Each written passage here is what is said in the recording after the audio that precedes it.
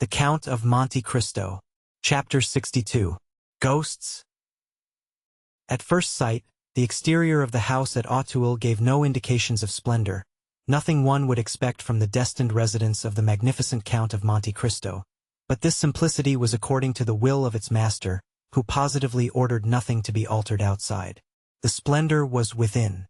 Indeed, almost before the door opened, the scene changed. Bertuccio had outdone himself in the taste displayed in furnishing, and in the rapidity with which it was executed. It is told that the Duc d'Antin removed in a single night a whole avenue of trees that annoyed Louis XIV. In 3 days Bertuccio planted an entirely bare court with poplars, large spreading sycamores to shade the different parts of the house, and in the foreground, instead of the usual paving stones, half hidden by the grass, there extended a lawn but that morning laid down, and upon which the water was yet glistening. For the rest, the orders had been issued by the Count. He himself had given a plan to Bertuccio, marking the spot where each tree was to be planted, and the shape and extent of the lawn which was to take the place of the paving stones. Thus the house had become unrecognizable, and Bertuccio himself declared that he scarcely knew it, encircled as it was by a framework of trees. The overseer would not have objected, while he was about it, to have made some improvements in the garden, but the Count had positively forbidden it to be touched. Bertuccio made amends, however, by loading the antechambers, staircases, and mantelpieces with flowers. What, above all, manifested the shrewdness of the steward, and the profound science of the master, the one in carrying out the ideas of the other, was that this house, which appeared only the night before so sad and gloomy, impregnated with that sickly smell one can almost fancy to be the smell of time, had in a single day acquired the aspect of life, was scented with its master's favorite perfumes, and had the very light regulated according to his wish. When the Count arrived, he had under his touch his books and arms. His eyes rested upon his favorite pictures. His dogs, whose caresses he loved, welcomed him in the antechamber. The birds, whose songs delighted him, cheered him with their music. And the house, awakened from its long sleep, like the sleeping beauty in the wood, lived, sang, and bloomed like the houses we have long cherished, and in which, when we are forced to leave them, we leave a part of our souls. The servants passed gaily along the fine courtyard. Some, belonging to the kitchens, gliding down the stairs, restored but the previous day, as if they had always inhabited the house. Others filling the coach-houses, where the equipages, encased and numbered, appeared to have been installed for the last 50 years. And in the stables the horses replied with neighs to the grooms, who spoke to them with much more respect than many servants pay their masters. The library was divided into 2 parts on either side of the wall, and contained upwards of 2,000 volumes. One division was entirely devoted to novels, and even the volume which had been published but the day before was to be seen in its place in all the dignity of its red and gold binding. On the other side of the house, to match with the library, was the conservatory, ornamented with rare flowers, that bloomed in china jars, and in the midst of the greenhouse, marvelous alike to sight and smell, was a billiard table which looked as if it had been abandoned during the past hour by players who had left the balls on the cloth. One chamber alone had been respected by the magnificent Bertuccio. Before this room, to which you could ascend by the grand, and go out by the back staircase, the servants passed with curiosity, and Bertuccio with terror. At 5 o'clock precisely, the Count arrived before the house at Auteuil, followed by Ali. Bertuccio was awaiting this arrival with impatience, mingled with uneasiness. He hoped for some compliments, while at the same time he feared to have frowns. Monte Cristo descended into the courtyard, walked all over the house, without giving any sign of approbation or pleasure, until he entered his bedroom, situated on the opposite side to the closed room. Then he approached a little piece of furniture, made of rosewood, which he had noticed at a previous visit. "That can only be to hold gloves," he said. "Will your Excellency deign to open it?" said the delighted Bertuccio. "And you will find gloves in it." Elsewhere the Count found everything he required, smelling bottles, cigars, knickknacks. "Good," he said. And Bertuccio left enraptured. So great, so powerful, and real was the influence exercised by this man over all who surrounded him. At precisely 6 o'clock the clatter of horses' hoofs was heard at the entrance door. It was our captain of Spahis, who had arrived on Medea. "I am sure I am the first," cried Morrel. I did it on purpose to have you a minute to myself before everyone came. Julie and Emmanuel have 1,000 things to tell you. Ah, really, this is magnificent. But tell me, Count, will your people take care of my horse? Do not alarm yourself, my dear Maximilian, they understand. I mean, because he wants petting. If you had seen at what a pace he came. Like the wind. I should think so. A horse that cost 5,000 francs, said Monte Cristo, in the tone which a father would use towards a son. Do you regret them? Asked Morel, with his open laugh. I? Certainly not, replied the Count. No, I should only regret if the horse had not proved good. It is so good, that I have distanced M. de Châteaurenaud, one of the best riders in France, and M. de Bray, who both mount the minister's Arabians, and close on their heels are the horses of Madame Danglars, who always go at 6 leagues an hour. Then they follow you? Asked Monte Cristo. See, they are here. And at the same minute a carriage with smoking horses, accompanied by 2 mounted gentlemen, arrived at the gate, which opened before them. The carriage drove round, and stopped at the steps, followed by the horsemen. The instant Debray had touched the ground, he was at the carriage door.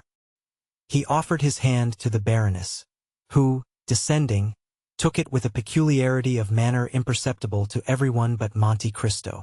But nothing escaped the Count's notice, and he observed a little note, passed with the facility that indicates frequent practice, from the hand of Madame Danglars to that of the minister's secretary. After his wife the banker descended, as pale as though he had issued from his tomb instead of his carriage.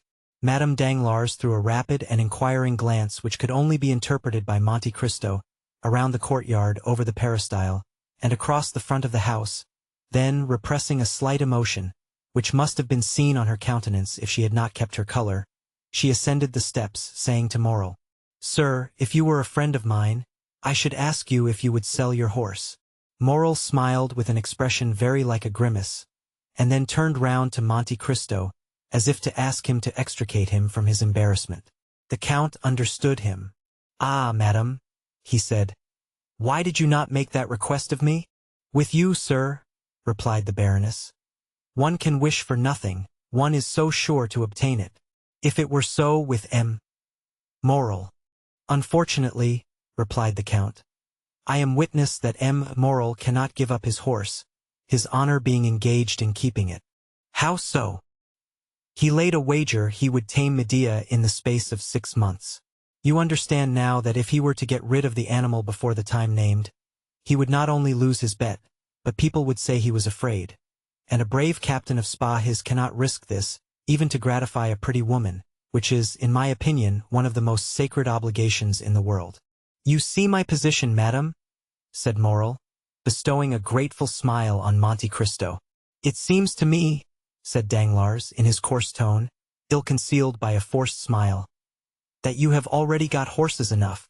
Madame Danglars seldom allowed remarks of this kind to pass unnoticed, but, to the surprise of the young people, she pretended not to hear it, and said nothing. Monte Cristo smiled at her unusual humility, and showed her 2 immense porcelain jars, over which wound marine plants, of a size and delicacy that nature alone could produce. The Baroness was astonished. "Why," said she, "you could plant one of the chestnut trees in the Tuileries inside. How can such enormous jars have been manufactured?" "Ah, madame," replied Monte Cristo, "you must not ask of us, the manufacturers of fine porcelain, such a question. It is the work of another age, constructed by the genii of earth and water." "How so? At what period can that have been?" "I do not know. I have only heard that an emperor of China had an oven built expressly, and that in this oven 12 jars like this were successively baked. 2 broke, from the heat of the fire. The other 10 were sunk 300 fathoms deep into the sea. The sea, knowing what was required of her, threw over them her weeds, encircled them with coral, and encrusted them with shells. The whole was cemented by 200 years beneath these almost impervious depths, for a revolution carried away the emperor who wished to make the trial, and only left the documents proving the manufacture of the jars and their descent into the sea. At the end of 200 years the documents were found, and they thought of bringing up the jars. Divers descended in machines, made expressly on the discovery, into the bay where they were thrown. But of 10 3 only remained, the rest having been broken by the waves. I am fond of these jars, upon which, perhaps, misshapen, frightful monsters have fixed their cold, dull eyes, and in which myriads of small fish have slept, seeking a refuge from the pursuit of their enemies. Meanwhile, Danglars, who had cared little for curiosities, was mechanically tearing off the blossoms of a splendid orange tree, one after another. When he had finished with the orange tree, he began at the cactus. But this, not being so easily plucked as the orange tree, pricked him dreadfully. He shuddered, and rubbed his eyes as though awaking from a dream. "Sir," said Monte Cristo to him, "I do not recommend my pictures to you who possess such splendid paintings. But nevertheless, here are 2 by Hobbema, a Paul Potter, a Mieris, 2 by Gerard Dow, a Raphael, a Van Dyck, a Zurbaran, and 2 or 3 by Murillo worth looking at." "Stay," said Debray. "I recognize this Hobbema." "Ah, indeed." "Yes. It was proposed for the museum." "Which, I believe, does not contain one?" said Monte Cristo. "No, and yet they refused to buy it." "Why?" said Châteaurenaud. "You pretend not to know." "Because government was not rich enough." "Ah, pardon me," said Châteaurenaud. "I have heard of these things every day during the last 8 years, and I cannot understand them yet." "You will by and by," said Debray. "I think not," replied Châteaurenaud. "Major Bartolomeo Cavalcanti and Count Andrea Cavalcanti," announced Baptistin. "A black satin stock, fresh from the maker's hands, gray mustaches, a bold eye, a major's uniform, ornamented with 3 medals and 5 crosses. In fact, the thorough bearing of an old soldier. Such was the appearance of Major Bartolomeo Cavalcanti, that tender father with whom we are already acquainted. Close to him, dressed in entirely new clothes, advanced smilingly Count Andrea Cavalcanti, the dutiful son, whom we also know. The 3 young people were talking together. On the entrance of the newcomers, their eyes glanced from father to son, and then, naturally enough, rested on the latter, whom they began criticizing. "Cavalcanti," said Debray. "A fine name," said Morrel. "Yes," said Châteaurenaud. "These Italians are well named and badly dressed." "You are fastidious, Châteaurenaud," replied Debray. "Those clothes are well cut and quite new." "That is just what I find fault with. That gentleman appears to be well dressed for the first time in his life." "Who are those gentlemen?" asked Danglars of Monte Cristo. "You heard Cavalcanti. That tells me their name and nothing else." "Ah, true. You do not know the Italian nobility. The Cavalcanti are all descended from princes." "Have they any fortune?" "An enormous one." "What do they do?" "Try to spend it all. They have some business with you, I think, from what they told me the day before yesterday. I indeed invited them here today on your account. I will introduce you to them. But they appear to speak French with a very pure accent," said Danglars. "The son has been educated in a college in the south, I believe near Marseilles. You will find him quite enthusiastic." "Upon what subject?" asked Madame Danglars. "The French ladies, madame. He has made up his mind to take a wife from Paris." "A fine idea that of his," said Danglars, shrugging his shoulders. Madame Danglars looked at her husband with an expression which, at any other time, would have indicated a storm, but for the second time she controlled herself. "The Baron appears thoughtful today," said Monte Cristo to her. "Are they going to put him in the ministry?" "Not yet, I think. More likely he has been speculating on the bourse, and has lost money." "And Madame de Villefort," cried Baptistin. They entered. De Villefort, notwithstanding his self-control, was visibly affected, and when Monte Cristo touched his hand, he felt it tremble. "Certainly, women alone know how to dissimulate," said Monte Cristo to himself, glancing at Madame Danglars, who was smiling on the procureur, and embracing his wife. After a short time, the Count saw Bertuccio, who, until then, had been occupied on the other side of the house, glide into an adjoining room. He went to him. "What do you want, Bertuccio?" said he. "Your Excellency has not stated the number of guests." "Ah, true. How many covers?" "Count for yourself." Is everyone here, Your Excellency? Yes. Bertuccio glanced through the door, which was ajar. The Count watched him. Good heavens, he exclaimed. What is the matter? Said the Count. That woman. Which? The one with a white dress and so many diamonds. The fair one. Madame Danglars? I do not know her name. But it is she, sir, it is she. Whom do you mean? The woman of the garden. She that was enceinte. She who was walking while she waited for. Bertuccio stood at the open door, with his eyes starting and his hair on end. Waiting for whom? Bertuccio, without answering, pointed to Villefort with something of the gesture Macbeth uses to point out Banquo. Oh, he at length muttered. Do you see? What? Who? Him. De Villefort, the king's attorney? Certainly I see him. Then I did not kill him? Really, I think you are going mad, good Bertuccio, said the Count. Then he is not dead? No, you see plainly he is not dead. Instead of striking between the 6th and 7th left ribs, as your countrymen do, you must have struck higher or lower, and life is very tenacious in these lawyers, or rather there is no truth in anything you have told me. It was a fright of the imagination, a dream of your fancy. You went to sleep full of thoughts of vengeance. They weighed heavily upon your stomach. You had the nightmare. That's all.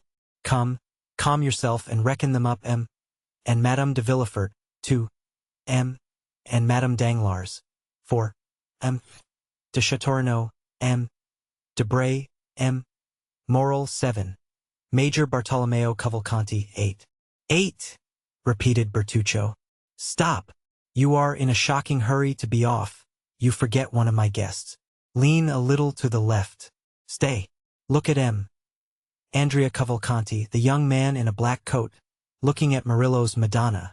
Now he is turning. This time Bertuccio would have uttered an exclamation, had not a look from Monte Cristo silenced him. Benedetto? He muttered. Fatality! 6:30 o'clock has just struck. Bertuccio, said the Count severely.